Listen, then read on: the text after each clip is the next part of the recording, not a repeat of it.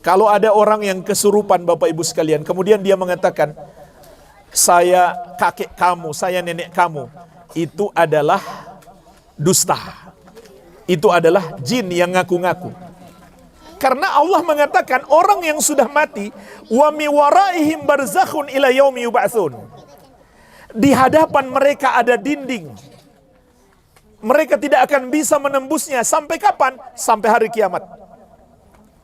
Orang yang dikubur itu nggak akan bisa keluar dari alam kubur sampai hari kiamat. Penghuni kubur itu ada dua, mendapatkan nikmat kubur atau mendapatkan azab kubur. Nggak ada yang keluar jalan-jalan di muka bumi, nggak ada. Apalagi mau balas dendam, nggak ada. Itu hanya permainan setan. Kalau ada penampakan orang yang sudah mati, itu hanyalah permainan setan. Jangan kita takut kemudian kita menyembah dia. Contoh menyembah itu berdoa memohon kepadanya, minta perlindungan, atau mempersembahkan sesajen, kasih kue-kue, kasih kopi, kasih rokok, atau menyembelih seekor hewan, seekor kerbau misalkan, untuk persembahan, untuk sedekah bumi, sedekah laut. Ini semua syirik. Tidak ada dalam ajaran Islam itu sedekah bumi, sedekah laut, tidak ada. Ajaran Islam itu adalah berkorban setiap tanggal 10 Dzulhijjah. Begitu pula akikah, 7 hari kelahiran anak kita. Begitu pula jamaah haji, namanya hadyu.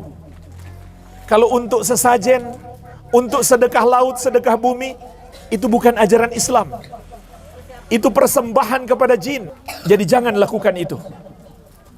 Kita ini milik Allah. Allah yang menguasai segala sesuatu. Allah yang menakdirkan adanya gempa. Allah yang menakdirkan gunung meletus. Semua musibah di muka bumi ini adalah takdir Allah. Ma asaba min musibatin illa biiznillah. Tidak ada satu musibah pun yang terjadi kecuali dengan izin Allah. Wa may yu'min billahi yahdi qalbah. Dan siapa yang beriman, itu terjadi dengan izin Allah dan dia hadapi dengan kesabaran, maka Allah akan berikan hidayah kepada hatinya. Allah akan tambahkan imannya. Jadi Bapak Ibu sekalian, seharusnya ketika kita ditimpa musibah, itu bisa menambah iman kita. Coba kita merenung, ternyata kita ini lemah. Baru Allah kasih gempa sedikit, kita sudah tertimpa musibah. Kita sudah kehilangan rumah. Kita sudah dapat banyak masalah. Baru sedikit saja. Belum lagi hari kiamat. Idza zulzilatil ardu zilzalaha. Ketika bumi digoncang dengan sekeras-kerasnya. Allah Maha mampu melakukan itu. Jadi ini yang pertama. Dalam kalimat innalillahi wa inna ilaihi raji'un, di situ terkandung makna Allah yang menguasai segala sesuatunya. Maka kalau begitu Bapak Ibu sekalian, ketika kita ditimpa musibah, kembalilah kepada Allah. Jangan minta tolong ke orang pintar, ke dukun. Ini juga dosa syirik namanya. Menduakan Allah. Kalau masih percaya kepada orang pintar, masih percaya kepada dukun, jangan minta tolong kepada orang yang sudah wafat. Orang yang sudah wafat itu mereka dapat nikmat kubur atau azab kubur. Nggak ada yang bisa menolong kita. Apalagi minta tolong kepada jin, kepada setan-setan. Minta tolonglah hanya kepada Allah Subhanahu wa ta'ala. Ini arti innalillahi wa inna ilaihi raji'un. Agar kita kembali minta tolong kepada Allah.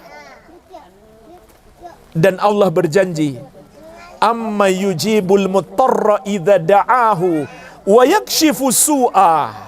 Siapakah yang bisa mengabulkan doa orang yang kesusahan tatkala dia berdoa kepadanya, dan siapakah yang bisa menghilangkan kesusahan itu selain daripada Allah?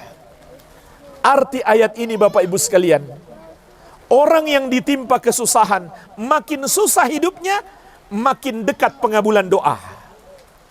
Maka jangan pernah berputus asa. Justru makin sulit hidup kita, itu pertanda doa kita makin dekat untuk dikabulkan.